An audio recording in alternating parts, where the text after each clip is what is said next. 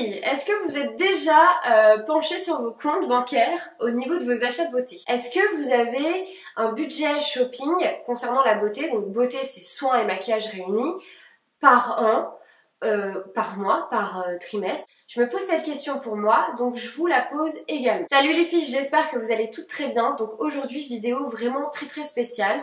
Je pense que en ce moment, vu tout ce qui se passe, les événements actuels, je trouve que ma vidéo tombe un petit peu à pic. Je ne me lance pas de fleurs, mais voilà, c'est au cœur de l'actualité en ce moment.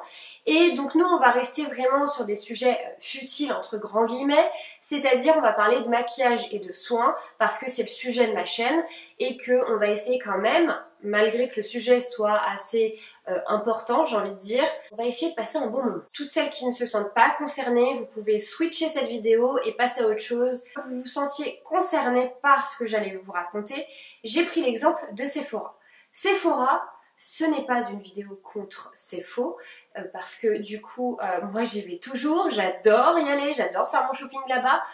C'est juste que Sephora, c'est vraiment le lieu où on y va toutes. On est toutes pratiquement concernées par l'achat de make-up et de soins. J'ai pris l'exemple tout bête de mes copines, j'en ai plein qui sont totalement différentes par rapport à ça. J'en ai qui se maquillent beaucoup, qui sont fans de ça, qui sont collectionneuses, donc qui y vont très régulièrement.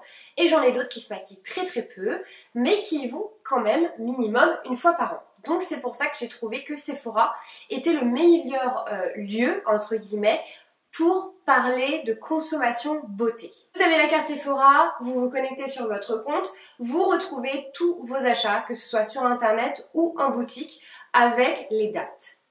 Et quand tu vois par exemple qu'au mois d'août, tu es allé 3 fois chez Sephora et que tu as dépensé tant à chaque fois, le calcul est vite fait. Ce que j'ai fait donc, j'ai calculé tout ce que j'ai dépensé en 2018 chez Sephora et j'ai fait donc 2 listes.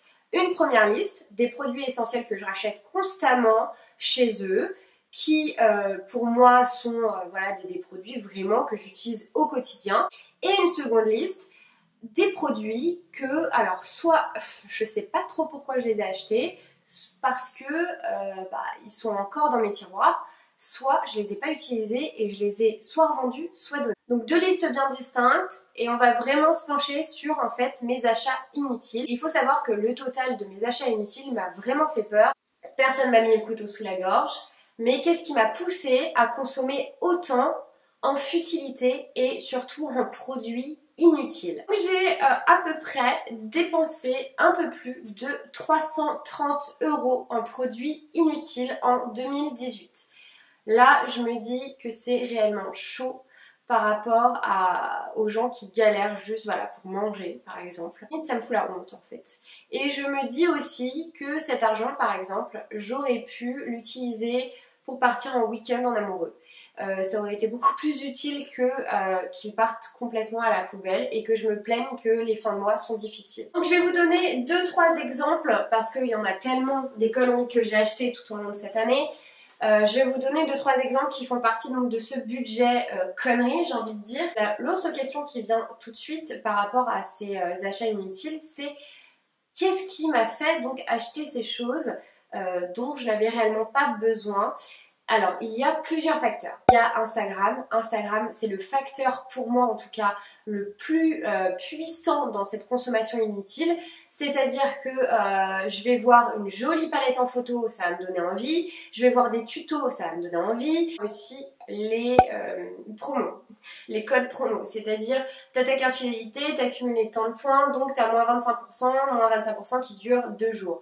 Donc, tu te dis, ok, si je laisse passer mes moins 25%, c'est le moment de les utiliser, j'ai que 2 jours et en fin de compte tu vas te retrouver à acheter des choses dont tu n'avais pas réellement besoin, en tout cas je parle pour moi, et ça va aussi te pousser à y aller, que ce soit sur le site ou directement en boutique.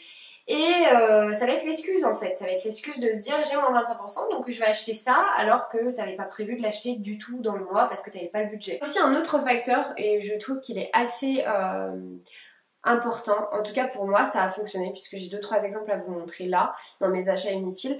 Ce sont aussi les éditions limitées. Donc les éditions limitées pour moi c'est un vrai calvaire, surtout quand vous êtes passionné de make-up et que vous avez peur en fait de louper un produit qui est sorti en édition limitée. Vous vous dites bien évidemment si je l'achète pas maintenant, et ben je ne pourrai plus jamais l'avoir.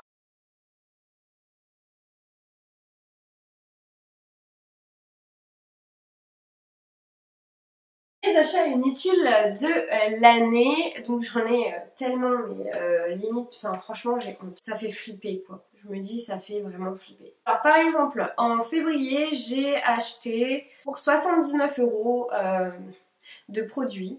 Dans les 79 euros, vous retrouvez beaucoup de soins chez Sephora, puisque j'avais acheté beaucoup de leur gamme de la collection à la noix de coco. J'avais acheté un anti-cerne NARS, donc ça c'est dans mes essentiels. Et acheté un pinceau Sephora que je n'ai utilisé qu'une seule fois. Il faut savoir que le pinceau coûte quand même 17,95 €, donc 18 € j'ai envie de dire. Et je ne sais pas pourquoi j'ai acheté ce pinceau, parce que je me maquille uniquement avec mon Beauty Blender et c'est un pinceau anti-cerne, il faut le savoir. J'ai mes 3 pinceaux pour le teint, là, pour la poudre, etc. C'est très bien. Le reste, bah là, l'anti-cerne, moi c'est Beauty Blender obligatoire. Pourquoi j'ai acheté ça? Je n'en sais rien. Donc premier achat inutile. En août, j'ai été tout de même 3 fois chez Sephora. Et il faut savoir que j'ai à chaque fois minimum dépensé une cinquantaine d'euros. En août, j'ai une amie qui m'a demandé d'aller chez Sephora pour lui acheter des petits masques pour les pieds. Il faut savoir que j'ai un Sephora à 2 minutes à pied de là où je bosse. Et donc c'est pour ça qu'elle m'a demandé de faire son shopping. Donc j'allais en avoir pour 8 € pour elle. Au lieu d'aller directement acheter les produits que ma copine m'avait demandé, eh bien j'ai commencé à flâner dans Sephora et je me suis acheté des trucs. J'ai acheté ce baume à lèvres par exemple de chez NARS, de la collection Orgasme. Donc c'est une édition limitée qui est sortie cet été. Je suis une fan de NARS absolue et en fait NARS ou peu importe, quand vous êtes fan d'un truc et qu'ils vous sortent des éditions limitées, vous vous sentez limite obligé d'acheter parce que vous vous dites je ne vais pas pouvoir le racheter dans quelques mois. Donc j'ai acheté ce baume à lèvres, je trouve magnifique, je vous l'ai même pas présenté il me semble en vidéo, que je n'utilise absolument pas. Je l'ai acheté parce que je le trouvais super beau et en fait je me dis si je le consomme tous les jours, si j'utilise tous les jours, je ne pourrai jamais le racheter parce que c'est une édition limitée. C'est un vrai calvaire les éditions limitées et le fait d'être fan, on va dire, d'une marque, enfin de certaines marques. C'est catastrophique, en tout cas pour moi. Et ça a été ma plus grosse honte de 2018 parce que j'ai été acheter les trucs de ma copine et au final je me suis acheté des conneries qui ne me servent absolument à rien parce que j'ai peur de les terminer. Enfin, vous voyez la logique du truc? J'ai été 4 fois chez Sephora parce qu'il y en a un, il s'est pas enregistré, alors je sais pas pourquoi. C'est le jour où j'ai été à Aéroville faire du shopping avec ma super copine et je vous avais fait un haul spécial soins et make-up et un haul spécial fringues par rapport à ces achats-là. Et j'avais été chez Sephora et je vous avais dit, j'avais vu donc les palettes Huda Beauty et que je ne savais pas laquelle prendre. Donc ce que j'avais fait, c'est que j'avais essayé de faire un shopping intelligent ce jour-là. Mais vous allez voir la logique, enfin il n'y a pas de logique en fait dans ce que je vais raconter et dans ce que j'ai fait. J'ai donc du coup acheté une palette chez Zoeva qui est super belle, hein. La caramel mélange, je vous l'avais présentée, voilà, elle est magnifique, je ne l'ai jamais utilisée. Je l'ai achetée en août, je vous l'ai présentée et je n'ai jamais réussi à l'utiliser parce que tout simplement, je n'arrive pas à l'intégrer dans mes essentiels beauté que j'utilise tous les jours. Sauf que le but de cet achat chez Zoeva, c'était parce que je la trouvais belle, etc.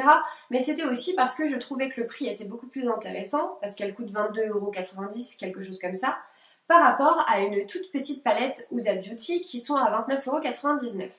Je me suis dit, je peux avoir une palette full size au lieu d'avoir une toute petite palette Huda Beauty. Et j'avais pris des tons en fait qui étaient un peu similaires à une palette qui m'intéressait. Et du coup, bah voilà, je m'étais dit, bon bah là c'est un petit peu intelligent ce que j'ai fait. Et quoi la fille, ce qu'elle a fait après? c'est que fin août, elle est retournée donc chez Sephora et elle a acheté quand même la palette Huda Beauty. Il faut savoir que donc la palette Zoeva, je ne l'utilise pas. Et il faut savoir que la palette Huda Beauty, je ne l'utilise pas non plus. Je l'ai utilisée une seule fois le lendemain de son achat. Et en fait, je n'arrive pas à me maquiller avec. Donc elle est magnifique. Je vous l'avais présentée sur Insta. C'est la Warm Brown Obsession que je suis censée utiliser puisque ce sont vraiment des tons marron, tuile, etc. Et j'ai pris cette palette là parce que il y a des couleurs que je n'ai absolument pas dans mes palettes actuelles. Sauf que au final, je n'arrive pas à me maquiller avec. Achat inutile, mais doublement en fait. Ensuite, ça c'était également en août, donc pareil, lors de mon shopping à Aéroville, j'ai acheté de la même collection, Orgasm de chez Nars, en édition limitée, l'illuminateur. Donc je vous l'ai présenté dans mon haul, mais déjà d'une, je mets très peu d'highlighter. En tout cas, j'en ai un chez Sephora qui me convient absolument pour la vie de tous les jours. Et de deux, c'est un highlighter qui est très très dur à utiliser puisque c'est de la collection Orgasm et qu'il a un ton rosé. Donc sur la peau bronzée, c'est magnifique à appliquer en highlighter, mais au quotidien, quand on a la peau blanche et qu'il n'y a plus de soleil arrivé en hiver, en tout cas, eh bien, il est impossible à utiliser. Donc là, voilà, je vous ai montré déjà 4 produits qui coûtent relativement cher. Donc là, j'en ai pour aller 90 €, voire une centaine d'euros dans les mains, qui ne me servent à rien. Sur le coup, j'étais extrêmement contente de les avoir, je les trouve très beaux, etc. Enfin voilà.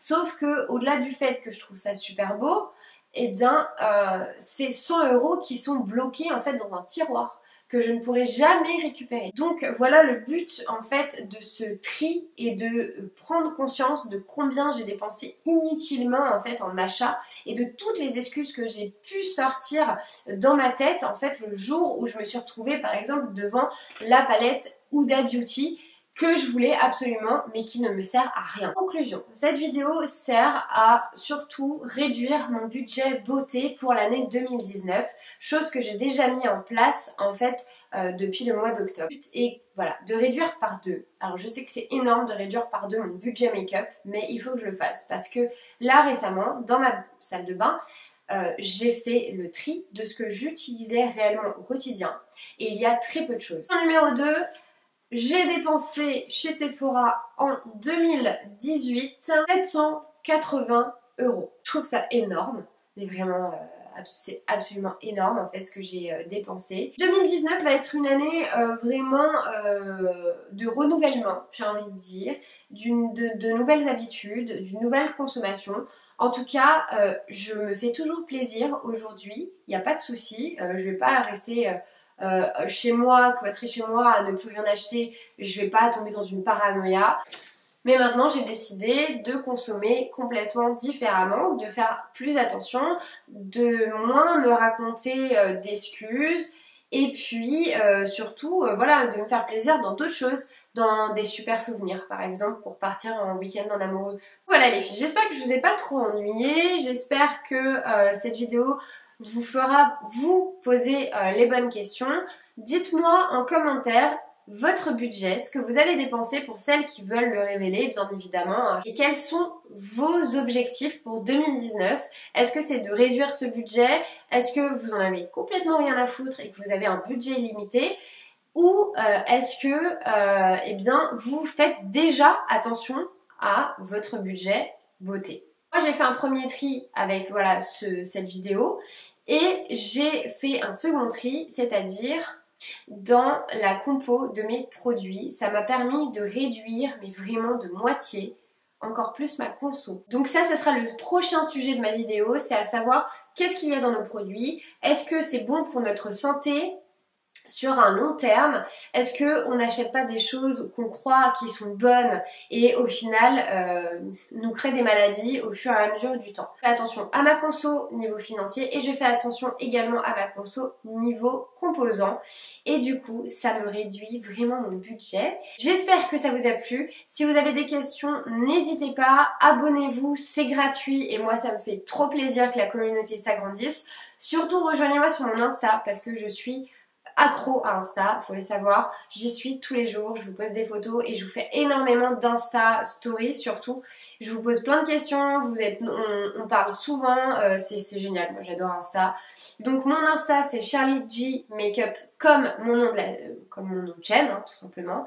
Si vous avez aimé cette vidéo et que vous avez trouvé ça intéressant, un petit pouce bleu et laissez-moi vos commentaires surtout. Voilà. Je vous fais d'énormes bisous, je vous remercie d'avoir regardé cette vidéo et je vous dis à la prochaine. Ciao les filles!